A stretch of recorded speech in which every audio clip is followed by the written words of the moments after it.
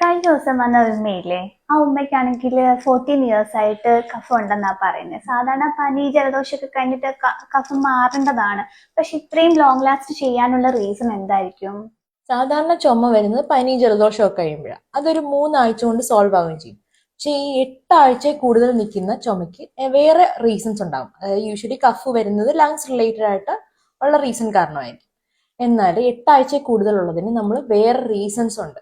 ചിലപ്പോൾ stomach related ആവാം. സ്റ്റൊമക്കിൽ acidity produce ചെയ്തിട്ട് അത് ത്രോട്ട് ഇറിറ്റേറ്റ് ചെയ്തിട്ട് നമുക്ക് കഫ് ഉണ്ടാവും. വേറൊരു റീസൺ പോസ്റ്റ് നേസൽ ഡ്രിപ്പിംഗ്. അങ്ങനെയുള്ള പേഷ്യൻസിന് കിടക്കുമ്പോഴാണ് ചുമ വരിക.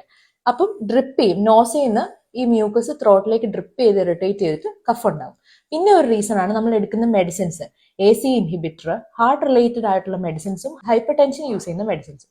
ഇത് നമുക്ക് ക്രോണിക് ആയിട്ടുള്ള കഫ് പ്രൊഡ്യൂസ് ചെയ്യും. ഇങ്ങനെയുള്ള സിറ്റുവേഷനിൽ നമ്മൾ അതിന്റെ കോസ് അറിഞ്ഞ് ട്രീറ്റ് ചെയ്തിൽ നമുക്ക് അതിന് റിസൾട്ട് കിട്ടത്തില്ല. അപ്പൊ ഇത് എങ്ങനെയായിരിക്കും ഹോമിയോപ്പതിയിൽ സോൾവ് ചെയ്യാൻ പറ്റുക? ഹോമിയോപ്പതിയിൽ യൂഷ്വലി കഫിന്റെ കോസ് എന്താണെന്ന് ആദ്യം ഐഡന്റിഫൈ ചെയ്യും. പിന്നെ നേച്ചർ ഓഫ് കഫ് എന്താണ്, അതെല്ലാം നോക്കിയിട്ടാണ് നമ്മൾ മെഡിസിൻ പ്രൊവൈഡ് ചെയ്യുക. നമ്മൾ നോർമലി കഫായിട്ട് പോകുമ്പോൾ നമുക്ക് കഫ് സിറപ്പ് കിട്ടും. അതൊരു ടെമ്പററി സൊല്യൂഷൻ ആണ്, അല്ലെങ്കിൽ അതൊരു സെഡേറ്റീവ് ആയിട്ടുള്ള ഡ്രഗ് ആയിരിക്കും. പക്ഷെ ഹോമിയോ മെഡിസിൻസ് നമ്മൾ അതിന്റെ റീസൺ അറിഞ്ഞ് അതിന്റെ റൂട്ട് കോസ് അറിഞ്ഞ് നമ്മൾ ട്രീറ്റ് ചെയ്യും. പിന്നെ നമുക്ക് ഈ മെഡിസിൻസിന് സൈഡ് എഫക്ട്സ് കുറവാണ്.